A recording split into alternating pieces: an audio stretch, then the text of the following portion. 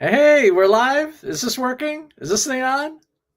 We're live somewhere now. Whether we're live as we can be in two spots, that we'll have to break down after the fact. This is a first. This is a first. A dual live stream. How about that? I, if you can't experiment around and try to have fun with new innovation, then where are you going? But to say clearly what we're alive and kicking, no doubt, what we're referencing. So we're trying for the first time to be on a simultaneous broadcast on the Fanboy Cantina channel, as well as the Mr. C Dives In channel. It might be working. It might not be working. We'll have to sort it out after the fact. It seems like it's working, so that counts for a lot. And okay, we got yourself. Let's go. And Chai Sardine, let's go. Yeehaw. Oh my goodness. Yippee. It's it's live and kicking. You go to Campbell's Corner and Campbell confirms it's working. Yeah. Working for a living. How about that? That's amazing. All right. Well, okay. So here we are on a school night, as we typically call it, on a weeknight, talking about, in this episode on both channels, Daredevil Born Again, episode 1. So we'll be talking about the episode overall and getting into spoilers. I think we were just talking. I think we got a little bit of spoiler free, and then you got to get into it. Yeah. Let's do it. All right. Oh, TriStar also confirms it's working, but let's keep rolling. Let's keep rolling. All right. So if you haven't watched it, we're gonna go spoiler light for a little bit, and then yeah. Okay. So one of the questions that I had, Mr. C, is: do you need to watch all of the previous Daredevil, Netflix, Disney Plus content before watching this series? And for myself, I think I'm probably a little ashamed to admit. I've seen the first season of Daredevil on the Netflix series run, and I didn't see the next two. I did see, what is it? Echo, obviously. I saw Hawkeye. I saw She-Hulk, the various moments where Daredevil is referenced or appears. But yeah, I'm ashamed to admit I haven't seen the last two seasons. How did you feel? Because you're better versed in both the comics and the show. How did you feel about the episode, and do you need to see everything? Let me go for the first question, which is also the third question, and then come back to the second question. Let's utilize a bit of wordsmithery here. Let's dive in, pardon the pun, to the semantics. Do you need? So can somebody watch Daredevil on Disney Plus right now and have no background and still enjoy the show? I'm going to say yes. And as we continue to speak, we'll bring up certain references or certain similar beats that have been in other films, in other depictions prior to this Disney Plus miniseries existing. Absolutely, absolutely. But now to play around, do you need to? No. But I tell you what, many a times have I credited my wife and her wisdom on this channel. Mm-hmm. Over this way, we have the Death Star from her youth. Many a thing. Okay, so wife says, let's watch the Netflix Daredevil. And I says, okay. So that puts some of the stuff fresh in my head. So do you need it? No. But does it again let you start to operate or interplay with things on a getting a text from TriStar at this time, and yeah, TriStar shows it's working. That's a beautiful thing on both channels. We'll try to again incorporate the banter and incorporate the actual content and tone. So let me so here's I'll pull some. So you don't need to have read a Daredevil Brubaker to appreciate what's going on the channel tonight. You don't need to have read Bendis and Maleev on Daredevil. You don't even need to have read Kevin Smith in the Marvel Knights era with Quesada and Palmiotti on deck. But it does enrich it, but it's also freestanding. I was okay, and while I don't have the depth of experience with the Daredevil comics, nor even the Netflix series, I was fine. I was fine. I knew the characters of Karen Page and Foggy, and obviously Matt Murdock and Fisk. So I knew all this, right? I knew all of those characters from both my limited exposure to the comics and also my limited exposure to the content online. So I think, or on Netflix. So I think it works out okay. I think it works out okay. But I did feel like when you start episode 1, that it dives right in. It dives right in. So I didn't have the context of why certain things are happening in the first 15 minutes of the show, but I thought it was fine. And even later in the episode, I was fine. Yeah. So I think if you have not seen any of the Daredevil content and you're just starting out with Daredevil Born Again, it would be helpful if you watch some parts of the previous stuff, but I think you can still easily enjoy the show. Is that as spoiler free as we can get? Oh, okay. I think so. We got Campbell asking, so talk about spoilers or not spoilers. So let's go into Campbell's corner to answer Campbell's query. Is Elektra alive? Just straight value, straight direct answer. I do not know. I suspect yes, because the whole headlines recast, don't recast, same actress, new actress. So I think from that osmosis of the net, I believe Elektra is still alive. But here, let me go this way. So hold on. Okay, switch where you're posting. So let's get Chai Star and the rest of whoever's watching live or watching in the near future caught up. So part of Daredevil's thing, right? So I'm figuring if people are watching us, they know something about the TV or the comics or the character in general. But let's just start basic.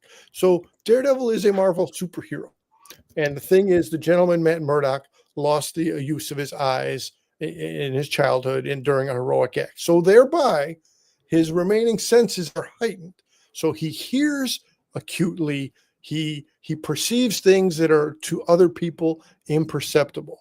So now let's take that into the opening scene of the current new series, Born Again, with its high octane, revved up action start and everything so sensual. Like, I'm sitting here in the comfort of my own home and watching them at their familiar locale of Josie's Bar and everything. You feel like you're the sensation of the sensual experience of being out on a night. The lighting, the cinematography, the camera work. Here's the drink being poured. Here's the drink being consumed. Everything is so visual and sensual and engrossing the audience into the experience. And so I'm saying that, whether they're just doing that because they're capable of it or whether they're doing it as a tie to the character Daredevil's enhanced senses, it works as an opening grabber. Fanboy G, your thoughts on the Josie's Bar opening sequence? See, I didn't have the past history of this bar. But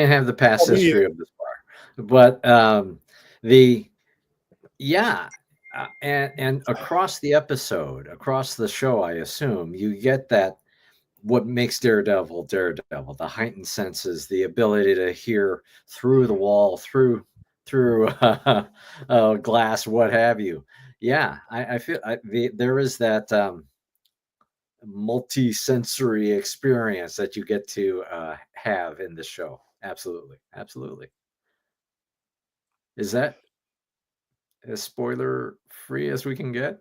I think we're at the point of the spoilers now. So let me make a bridge. Let me say, in the Netflix era, from where this show came, there was a night. I can't quote the episode exactly or which episode number it was, but there was a night where Matt Murdock and Karen Page are out on a date, and then the rain starts to fall down, and they were again being so inviting at a sensory level to simulating the experience of rainfall, of being out on a beautiful summer night, and here comes a light, refreshing rain. And it's like you could see it in the actors' faces that they were all in on the moment. They were engrossed in experiencing it. So the show had a good history of capturing that kind of moment in a positive light in that moment. But now to bridge into the current business, here comes Bullseye. And if, for those of us who to varying degrees are familiar with the character of Bullseye, one of the arch rivals, spoiler warning, it is one of the arch rivals of Daredevil. And here comes supporting cast partner of Nelson and Murdoch, Franklin Foggy Nelson.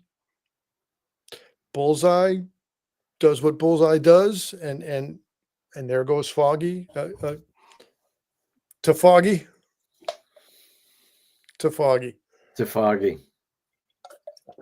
Oh, at least when Ben Kenobi, at least you got to have Ben Kenobi for a few scenes before it came to be. Go ahead.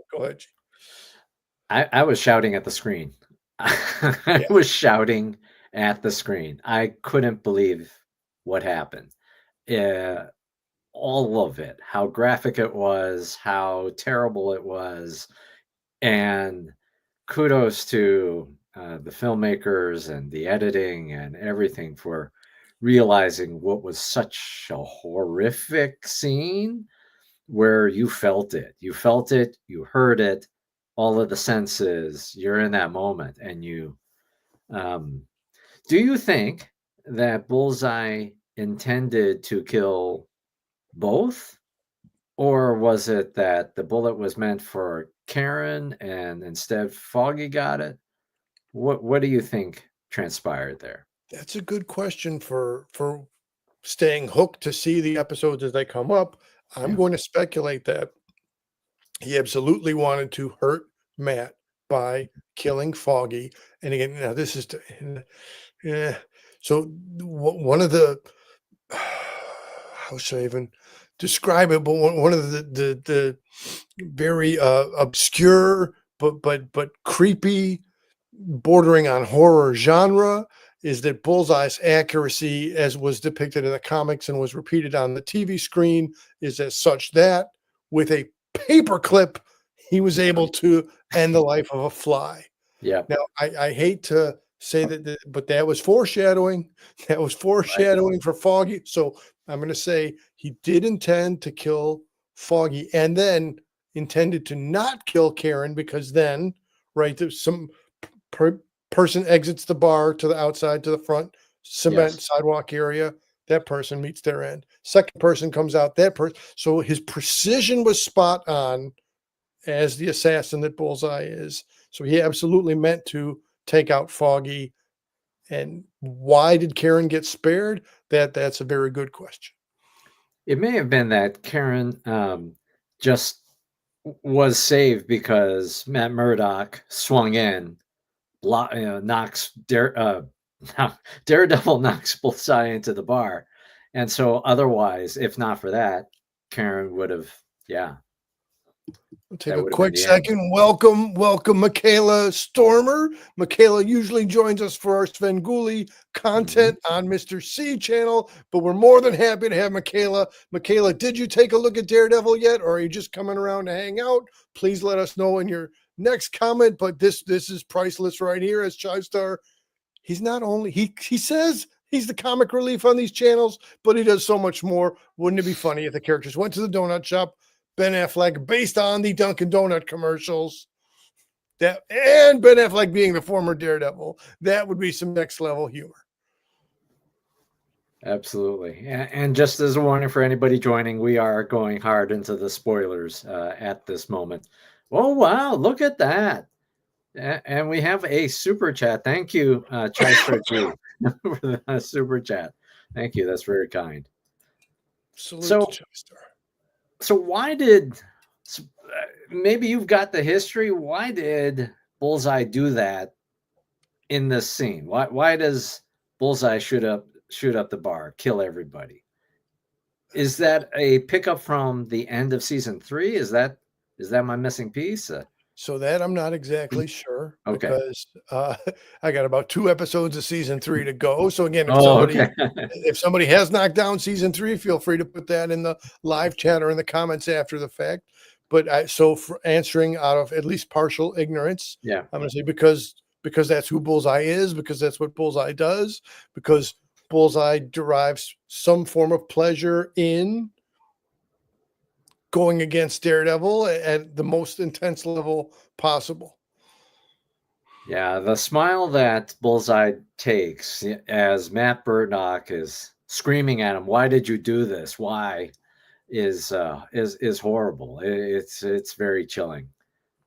And highly Yeah, contrasted to his face in the courtroom, which was the opposite of a smiley face guy. I'm gonna assume that we're gonna see more of Bullseye in the show. That this just Say, not yeah. one episode and done. So Mr. C, that triggers Matt to no longer be Daredevil, and now it makes sense. The title of the show, Daredevil Born Again. Thoughts? I've got a few notes off to the side here, but where would you like to go next? Well, Story let me wise, just jump to before we go yeah, deeper or farther yeah. along. Yeah. With zooming in on the Yeah. TV in Josie's bar, the Uh-huh. character White Tiger is on the Mhm. TV. And so in episode 1, this is the only appearance of the character of White Tiger on the small TV. But okay, so similar to their previous buildup, right? You start out with your Daredevil going against your Kingpin, and then Yep. you add in the Punisher, and you add in, then over time you add in Bullseye as things go on. And so now we're adding in the White Tiger, and I just expect that to be the continuing manifestation of the show, just having excellent battles between characters. Absolutely. Absolutely.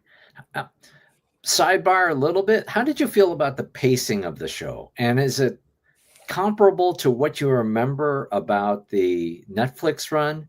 It definitely is tonally darker. All right. That was a concern many people had about Daredevil bringing it over to Disney Plus. Tonally, it's absolutely dark as a show. But how did you feel pacing wise, tone wise, compared to your So I recollections? had the same thoughts for the pace as I do for the fight Hmm. choreography. It's a lot going on. It's dense. It's compact. It's coming at you. So I mean this as a positive. I was exhausted. I'm like, Yeah. oh my god, that's let episode 1 end. I need to catch my breath. The fast pace of the story was echoed or on the same page as the fast pace of the actual fighting combat scenes. Awesome. Awesome. All right. Where should we go next? Where should we go next? Where should we go next? Let's see. So okay, so Bullseye, the fight again, the fight choreography. Yeah. So maybe there were some stairway fights also, but the original Netflix series became well known for outstanding fight choreography and execution. Okay, and the hallway fight was like a, I don't know, completely original, but they mastered, or they gained a mastery of choreographing a fight in a hallway. So now in this early moments where Daredevil is chasing down Bullseye, so now we're up and down a stairway. And so again, I'm not saying they never used a stairway in the Netflix era, but just such an excellent use of ricochets and of pace, and to pull in the Star Wars reference, which I didn't realize I was going to do until 2 seconds ago. Who has the higher ground? Mm-hmm. And so Bullseye did have the higher ground, but that didn't really help him out a lot because Matt was fueled on some serious revenge. I guess then we just move on to the next business, the closet to closet. You see Wilson Fisk picking out his jacket, or his suit jacket, out of the closet, as was Matt Murdock. So they're lining up what are the similarities and the differences between the Yep. characters. How much are they alike?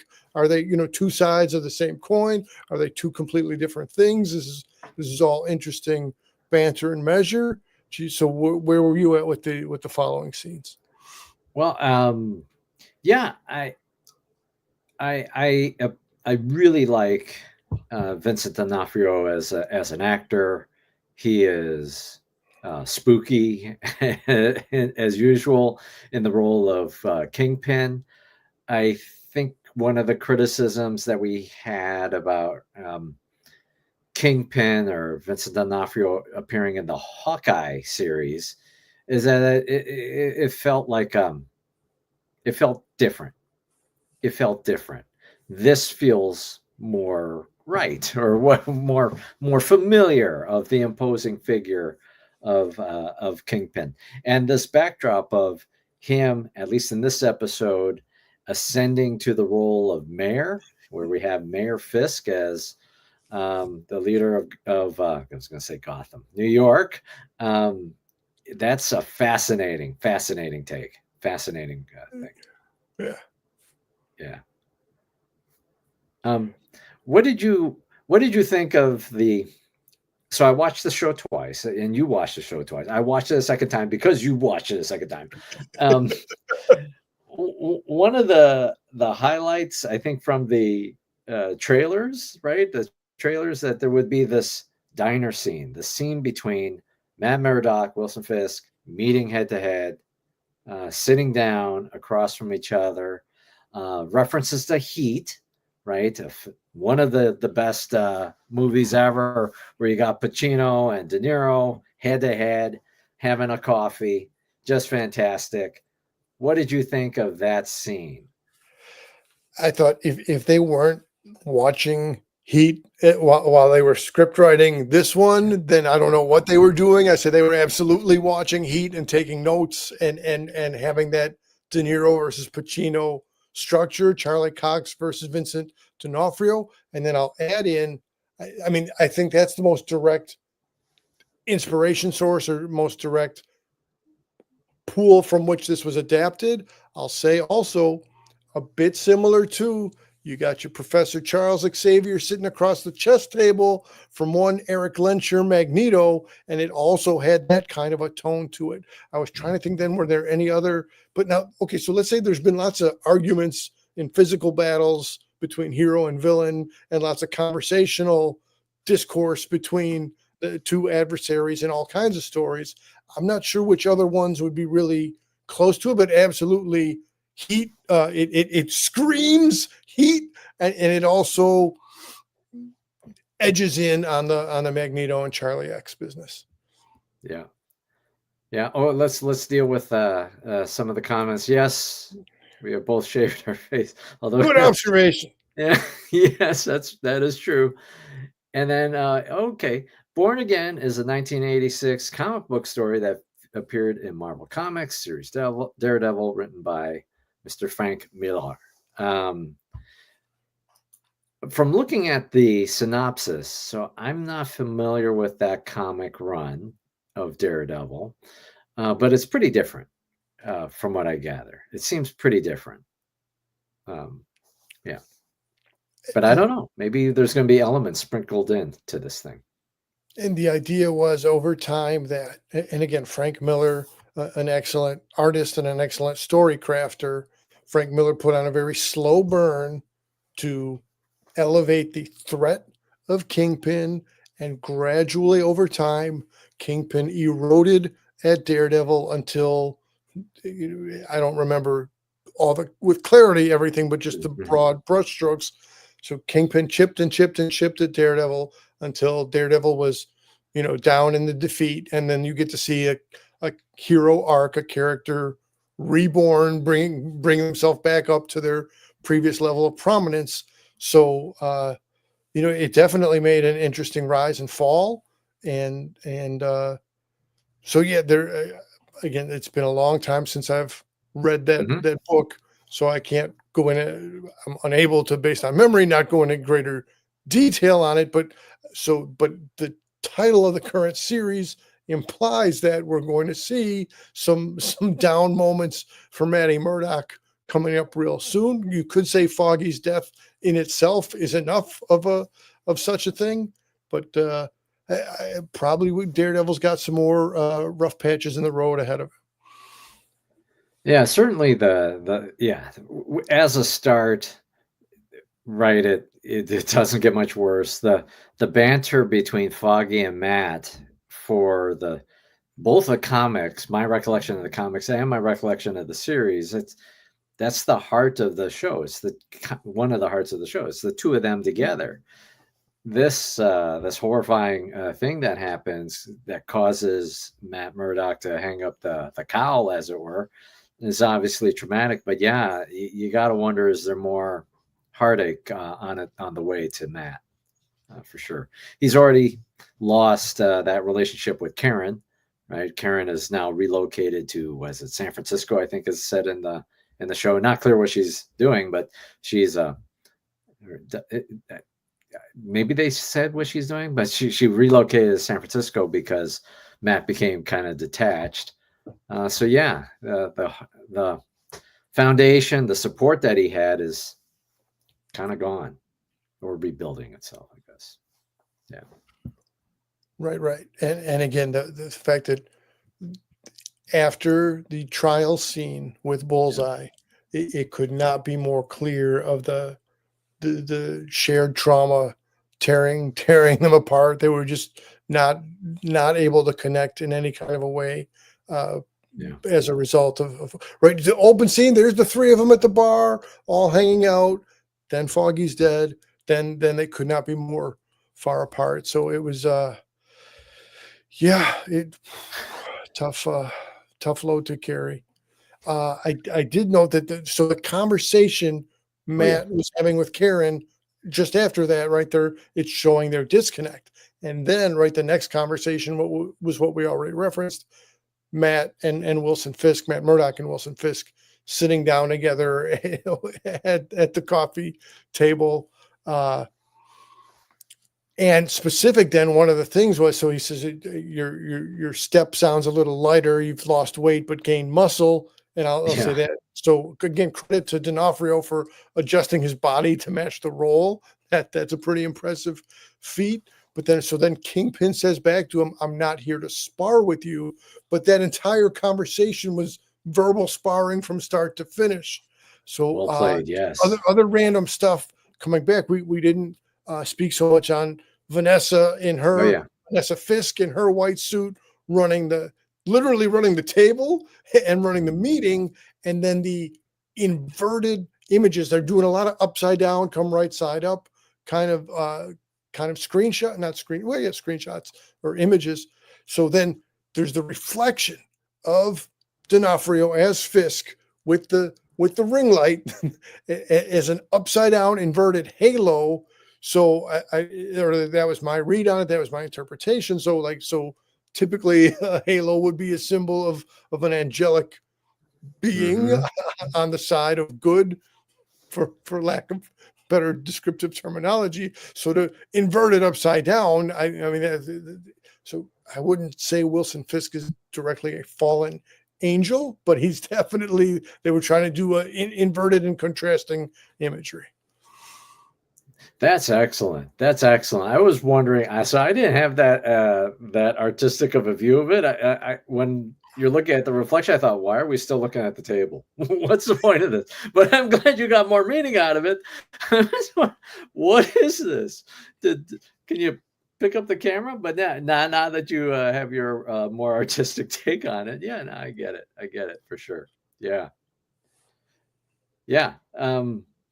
Vanessa. I gotta say, so I admit, thinking about Vanessa, I think about the story from Spider-Man Into the Spider-Verse, where it's more tragic about the relationship between Fisk and what happens there. And but anyways, with this, it's great to see her back, and I'm very interested in how she plays into the story going forward. Oh, sorry. And then back in my notes here. Go. In the heat scene, in the moments between the two of them sitting across, having a coffee, Fisk says that he didn't kill Foggy. I kept my bargain. I kept a bargain. I didn't kill your friend Foggy. Do you believe him? how do you believe this guy? Right. So let's go back and let me use this to tie some things together. Right. So he says he didn't kill Foggy. Maybe he meant it, as an honor. Is there honor among thieves? So that's an ongoing question, an ongoing debate. I'm going to say there's no. Then wasn't he was previously pulling the strings for Bullseye? It's possible Bullseye acted as a free agent on this one, but to say that. So here's why. Why should we not believe him? A, he's Kingpin. B, sitting in the home of Ben Urich in the dark, lights out. I will leave. Paraphrasing, I will leave momentarily. But I have one more question for you. The next thing you know, he's strangling Ben Urich on top of his own desk. So you cannot trust this man. Yeah. No, you can't trust it. It'll be interesting to see. I assume we're going to see during the season who ultimately ordered the kill, who ordered the hit. Was it Fisk? Was it some character we have not seen yet? I assume that's going to be one of the payoffs. I hope it's one of the payoffs of this show, of this series. Yes, yeah. Thank you. I love their voice really acting. I think it's probably the same voice as Harrison Ford and everything else. Just bring it down. You're right there. Yeah. The only other nugget I have is that the BB. I didn't pick up BB Urich. BB Urich. So that's got to be some kind of. I'm figuring the daughter of Ben Urich, and so in a modern era, using, they didn't say specifically which streaming or which live stream, but let's say she's a video blogger and she's going around about doing her video blogging with her logo, not the Fanboy Cantina logo, but the BB Urich logo. So I'll be very curious and interested to see. Let's see this. So Jim Campbell pulling another Campbell Corner question. Didn't Bullseye not like Kingpin? Punisher didn't like Kingpin, but was at one point manipulated by Kingpin. So I'm going to say what's good for the goose is good for the gander. Yeah, I don't think Bullseye Dex is a big fan of Kingpin, but that doesn't mean you're immune to his mental manipulations. That's good. I guess we'll find out. We'll find out. Bullseye's going to get free somehow, I assume. So yeah. Oh, yeah. I don't want to be on guard duty for this guy. No, sir. I do not want to be on guard duty for Bullseye. Okay. My last thing, I know I'm obsessing about this, the diner scene. Yeah, it's a school night. We're doing business. Go. If you were to say who had the upper hand, let me ask you. Okay. Who do you think had the upper hand in that confrontation between the two of them? The sit down at the table? The sit down at the diner. Yeah, the sit down at the diner between Fisk and Murdoch. Who do you think had the upper hand? Well, to use boxing terminology, I have to go. It was a draw, and let me say so. Up to a certain point, there was point and counterpoint, direct response, and whichever point, then I'll tell you it's okay. So Kingpin was saying things that were probably true. Foggy was just murdered. Matt Murdock is in a white-hot rage and then extracting revenge for the murder of his longtime pal, Foggy Nelson. I don't think the things Kingpin was saying in that moment were wrong. I think he was, again, verbal sparring, landing exactly on, bad pun, landing on the bullseye of the point. But Matt wouldn't respond to that directly. And then when Matt would make the counterpoint, Kingpin, Wilson Fisk wouldn't respond to that directly. So it was again, draw no quarter, give no quarter. It was a blow for blow, neither one backing down, neither one surrendering any ground. I'll use your analogy here. I think that Fisk got more shots in at the end, more body blows at the end than Murdoch. Towards I think in the back half of this relatively brief coffee talk between the two of them, Wait, am I here? Yeah, there was a little My little internet got pixelation for a minute, my but I internet think got kind of funny. Yeah, okay. My internet got kind of funny. Um, Fisk is baiting him. Fisk is pushing on the violent nature of these vigilantes, and it must be hard to deny one's violence that rage within them. Words along those lines. So yeah, I think that's gonna be an element that's gonna draw Daredevil back into the fold to put the cowl back on. Probably get a little bit of crazy glue, put that little horn back in, and yeah. Well, or to get to the Mandalorian verse and find the foundry, the weapons maker over there, and do a crossover. that's Uh, right. Chestar's got a proper question. Maybe Oh this is yes. starting to be a wind down Oh yeah. question. Yeah. So I've got Bric-a-Brac record shirt. Bric-a-Brac is why can I not the Bric-a-Brac Records in Chicago, Illinois. I do like this shirt. It's got all the pop culture kinds of nice imagery, and also Sven is somewhere on this thing. Yeah, Sven is way down There here. it is. Yeah, There it it is. is.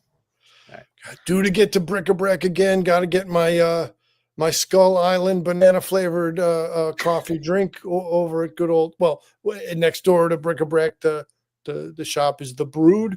So definitely, it's been a minute since I've had a Skull Island, so I should get over there. And immediately across the street, you set this up well, my friend, is the new Yeah, location of the Horror House. So for those of us who are in the general Chicago area, always good to stop by Bric-a-Brac and the Brood and the Horror House, all on the 2800 North block of Milwaukee Avenue.